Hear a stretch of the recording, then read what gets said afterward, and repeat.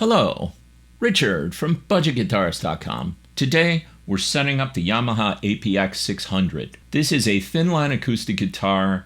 It's got a built-in pickup system. It looks amazing.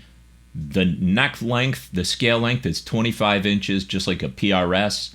Most acoustics are 25.5 inches, like a Strat.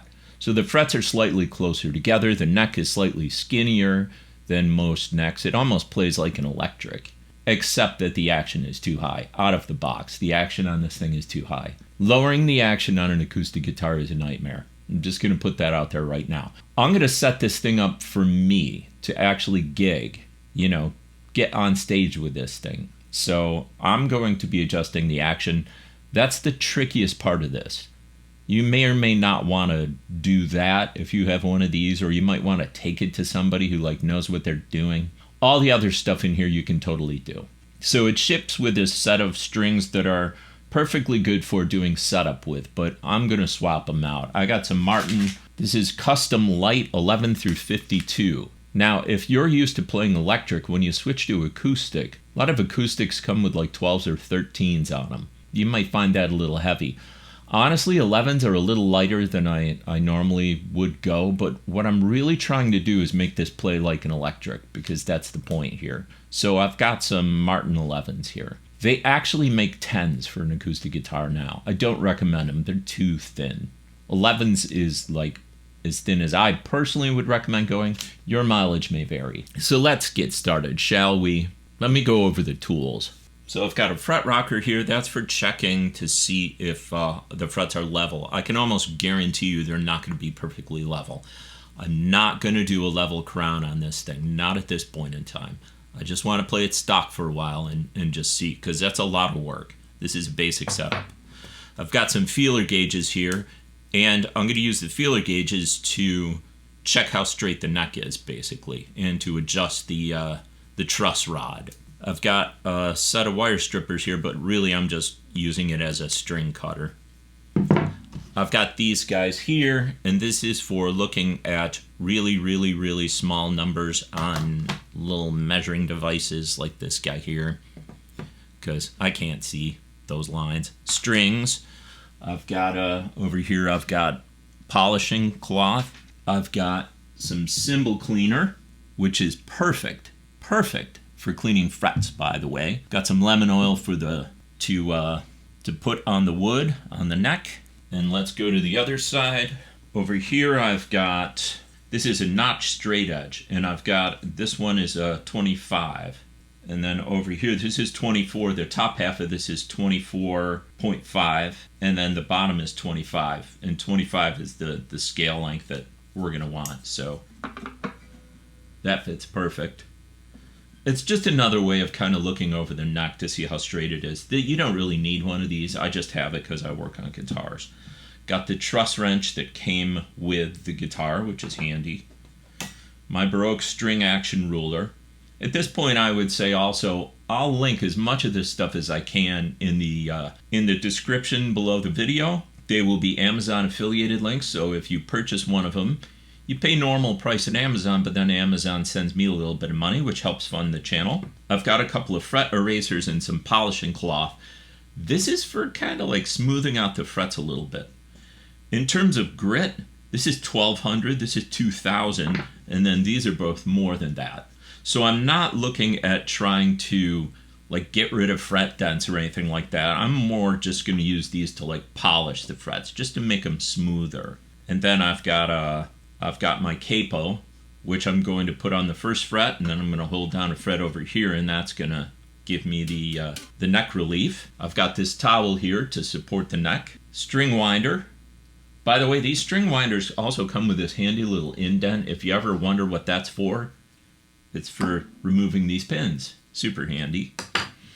I've got a tuner, last but not least. And I don't really need this in a way because this thing has a built-in tuner, but guess what? I would rather use this to set it up, because then I don't have to lean over and look at the other side of the guitar, right?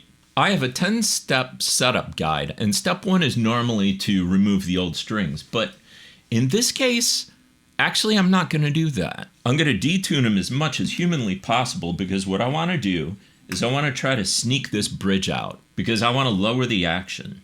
By the way, the action, in case you're wondering. So we do this at the 12th fret, and I'm doing this in thousandths of an inch, I'm looking.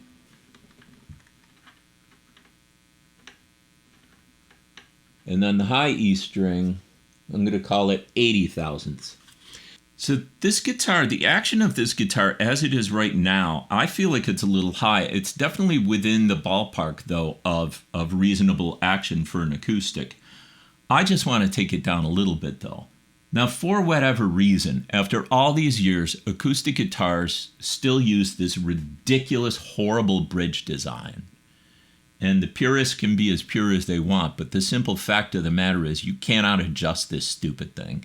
You can sort of like file notches in it. You can like reduce the overall height of the thing, and you can do, but in terms of fine tuning it, there is no fine tuning. And I suspect this is because acoustic players are like really traditional and they only want traditional things.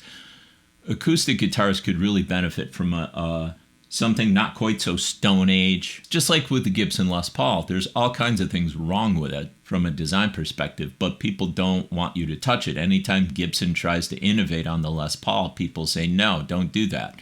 We want the late 50s Les Paul design. So it's the same with an acoustic. So it's unfortunate. But what I'm going to do is loosen up the strings, and I'm going to take just a little bit off the bottom of this bridge right here. And then we'll see what we get.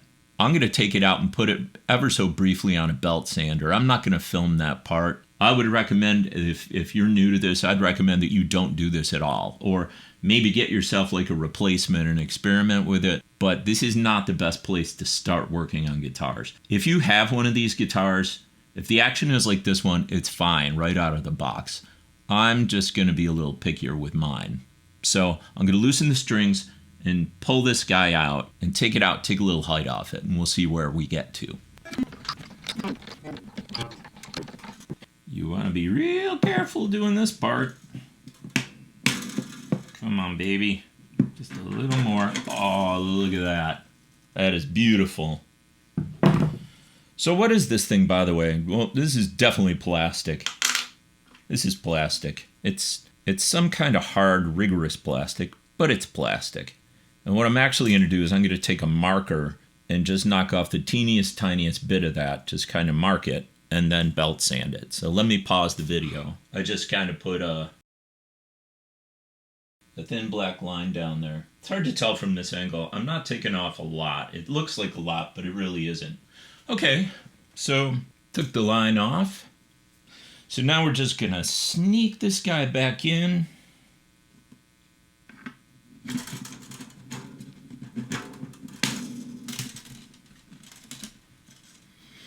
So now I think what I'm going to do is I'm just going to take the strings off. The thought occurs to me that I forgot a step, and it's a very important step, and that is the fret ends. These fret ends could do with a little bit more work. A couple of these fret ends, some of them are just the teeniest, tiniest bit sharp. Not bad at all. I mean, I could gig this guitar with no problem, but there's certainly room for improvement. So let me go get my fret end file, and I'll be right back. So what we're talking about, we're really talking about the end of the fret here as I run my thumb over it. The edges, I think, could be rounded over a little bit more. Oh, this works so wonderfully. These things are like $10 or whatever. They're so cheap and they're so worth it. You totally got to get yourself one of these if you have an acoustic, especially. Because these things can be hard to get out sometimes. All right. Get. Thank you.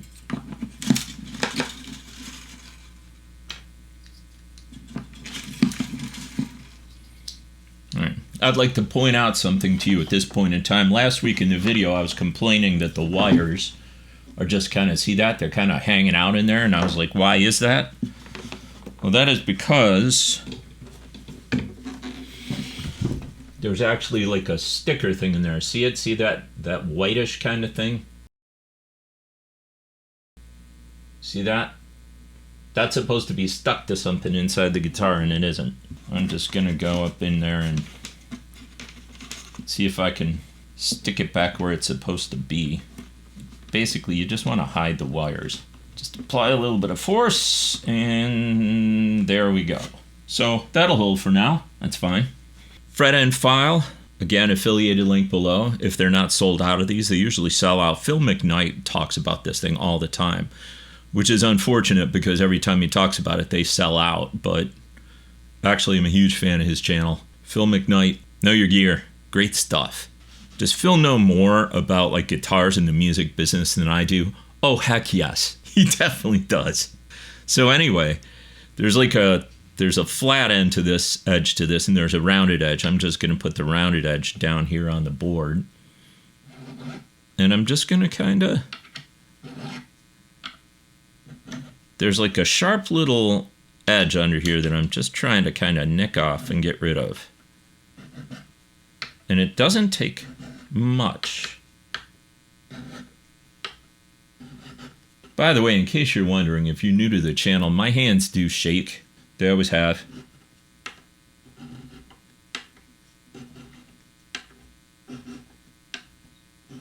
It doesn't help that I drank 2 cups of like high test coffee before I filmed this. That was pretty dumb, wasn't it? Now, am I going to do these frets? Nah.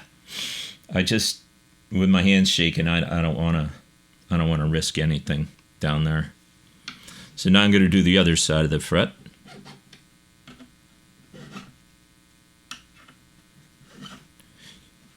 You almost can't screw this up, really, because the file itself is pretty dull, and that's intentionally. And I'm just trying to, if there's any kind of little sharp edge, I'm just trying to soften it up. Yeah, I like that. It's better. Let's do the other side. That's a good idea. Set this down on my tools and scratch it up. Top level quality workmanship here on budgetguitarist.com. And you might say, why are you having to do all this stuff? By the way, now I'm oiling the fretboard. Why do I have to do all this stuff? Why don't they do it at the factory? Well, they could, but then this guitar would cost $500 instead of $300.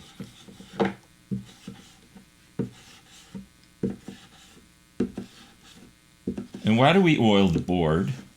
Well, we oiled the board to kind of put on a little protective coating to prevent moisture and other junk from getting in the wood. I've seen some people who are really knowledgeable say you should never use lemon oil. This is Dunlop lemon oil. And then I've seen some other people who are really knowledgeable saying they only use lemon oil. So how much does it matter? In my experience, it doesn't. It's fine. You can use it. It works well.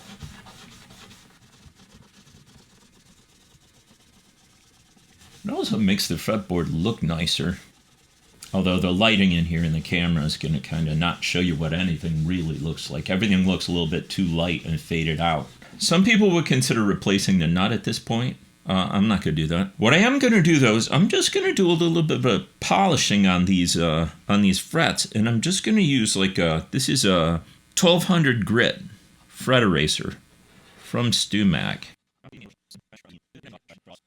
One thing I like about these fret erasers, by the way, is if I was actually using sandpaper, I'd have to tape up the fretboard, or I'd have to get some fret protectors. But with this, I can just kind of polish these. And I'm going to move up to 2000.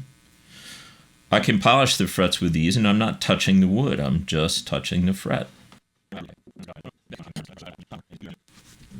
Okay, so now we're going to polish the frets with cymbal cleaner. This stuff is really good at taking gook off of metal. Look at that.